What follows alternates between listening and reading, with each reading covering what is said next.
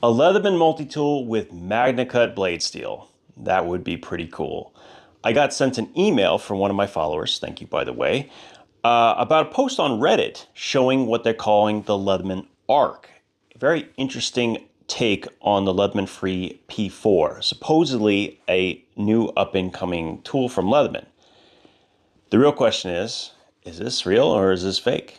Let's try to answer this question.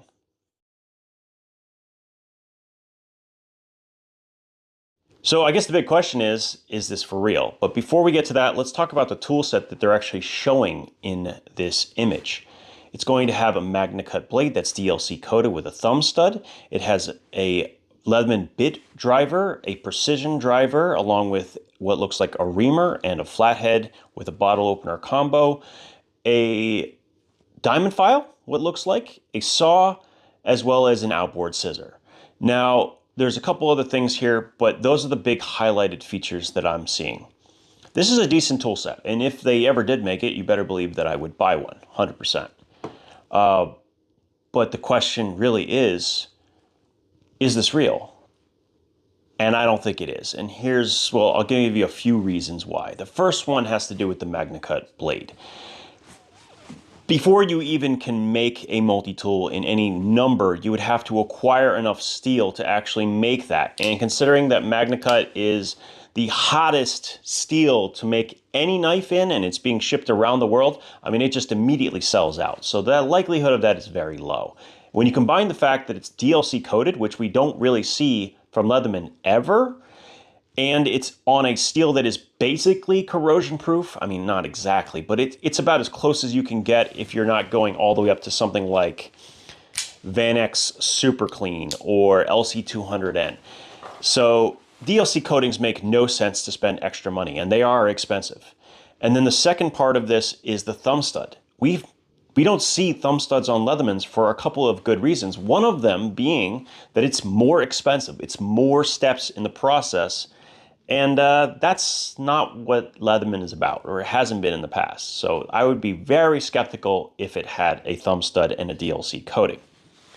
Then on top of that, we have what appears to be a precision driver, similar to the Mr. Crunch variant. Now this could exist inside the middle of the tool set instead of in the long tool slot. But because its thickness is a little bit different, they would have to make a different set of tools to fit in it, which it looks like they did, but it doesn't seem likely. And as I'll say in a few minutes, it really doesn't make any sense when you look at what Leatherman has patented. Let's finish up on this tool. It has a crimper, and now it's saying it's rated to be a hammering end as well. And that is really the death knell for me. I cannot imagine Leatherman changing their mind and saying that that plier head is a good place to hammer with. Because of the way that mechanism is constructed with the rubber gasket that's included in it, no, that's not good. So fundamentally, I think this is very cool and it would be somebody's like best case scenario that they want, but no. And also, there's no way this tool would be less than $200 with a MAGNACUT blade. It's just, that's the way it is. That's how expensive that particular steel is, and mostly from demand. It's actually not that difficult to make relative to other steels. It's just, the demand is just insane right now. The other reason, the bigger reason, I think, and it goes back to an older video I made about a patent 8 months ago that Leatherman had published in, I believe, Australia, and it's from a whole year earlier than that. That tool that they showed, which is this one, is way better designed than the current free series tools.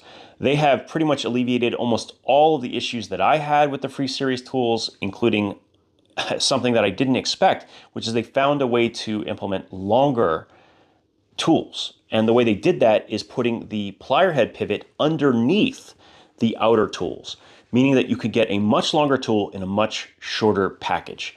That's fantastic. And I could not wait to see that tool. The other thing they showed in that patent is a microbit driver that not only could use microbits, but would also work with craft blades. That is a genius move, and I would rather see this than the MAGNACUT tool. Yeah, MAGNACUT's cool, but the actual implement that they're showing in their patent is much better as a tool itself. They even changed out the plier to make it simpler and easier to maintain. It's just going to be a better plier head in general over the free series tools. For those reasons, I don't think the Leatherman Arc is real. So it's very cool to see, and I like seeing that people are having some fun, but no, this is not realistic. The MAGNACUT blade steel, the saying that it's a hammer, I would put money that this is actually a fake image, or at least this is a fabricated graphic of some sort, because that just doesn't make sense with what they've already made and also what they've already patented. So if you were ever wondering, these are my thoughts. I could be wrong, and that would be kind of cool because a MAGNACUT Leatherman would be sweet, but I'm probably not. We'll see. Anyway, thanks for your time, and we'll talk again real soon. And speaking of that, we will be covering the Goat tool in a full review coming Friday. I know a lot of people asked. Yes, it's coming. See you guys later.